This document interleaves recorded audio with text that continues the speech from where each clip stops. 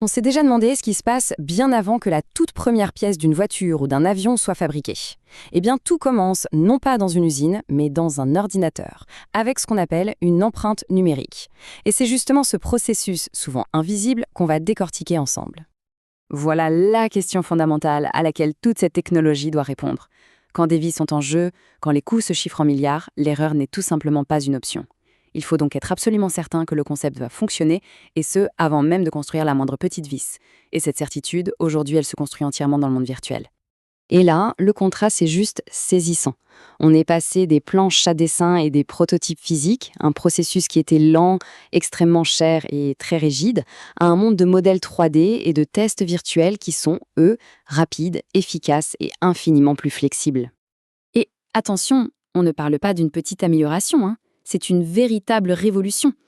Il faut imaginer, dans des secteurs comme l'automobile ou l'aéronautique, construire un seul prototype physique, un seul, ça peut coûter des millions. Aujourd'hui, en évitant cette étape, on ne gagne pas seulement de l'argent, on gagne un temps précieux pour innover. Alors, comment on fait? Le premier grand pilier de tout ça, c'est ce qu'on appelle la CAO. C'est l'ensemble des outils qui nous permettent de construire ce fameux prototype virtuel. Mais attention, ce n'est pas du tout un simple dessin. C'est la question clé, en effet. Pour y répondre, il faut d'abord comprendre le concept de modélisation. La modélisation, en fait, c'est l'acte de construire l'objet pièce par pièce en 3 dimensions, directement dans l'ordinateur et avec une précision millimétrique. Et c'est là toute la différence, c'est le point absolument crucial.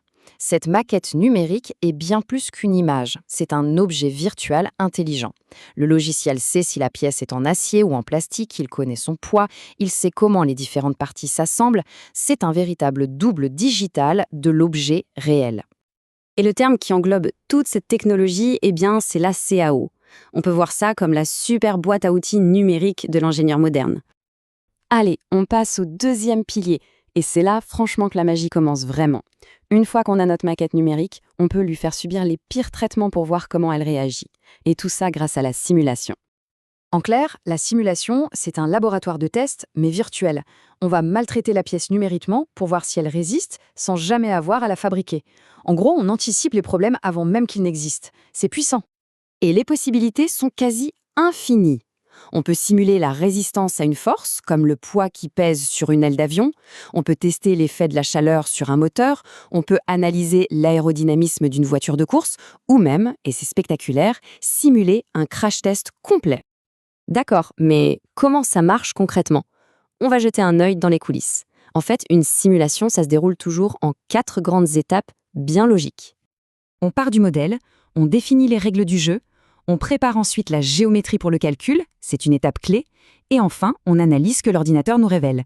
C'est une recette très structurée en fait.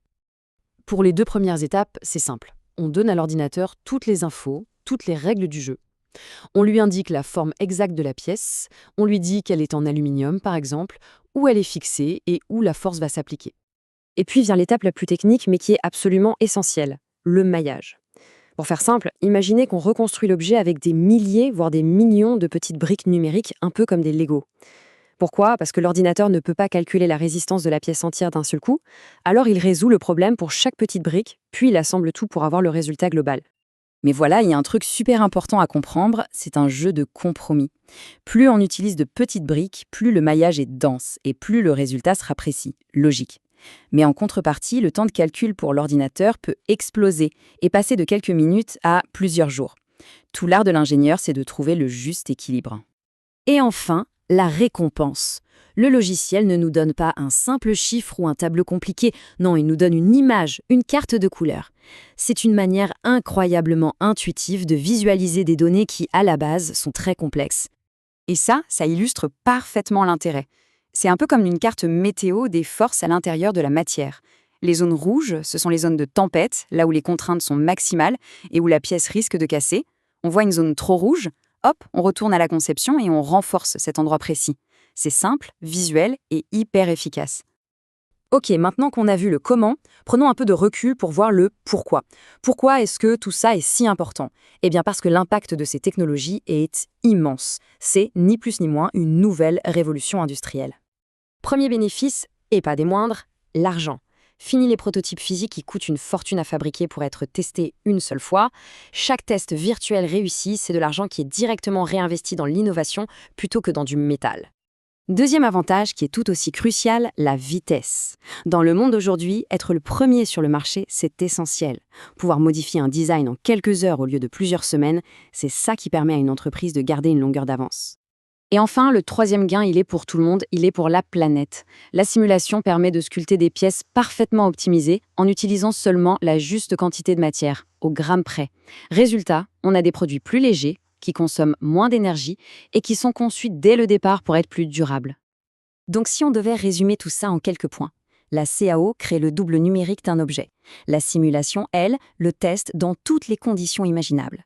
Ce cycle, 100% virtuel, permet d'innover plus vite, mieux et pour moins cher. C'est le cœur battant de la nouvelle industrie, ce qu'on appelle l'industrie 4.0. Et ça nous laisse avec une dernière réflexion, une question un peu vertigineuse. Si les limites physiques des tests n'existent presque plus, quelles sont les prochaines inventions audacieuses que cette liberté numérique va nous permettre de créer? Celles qu'on croyait impossibles? La question, elle, reste ouverte.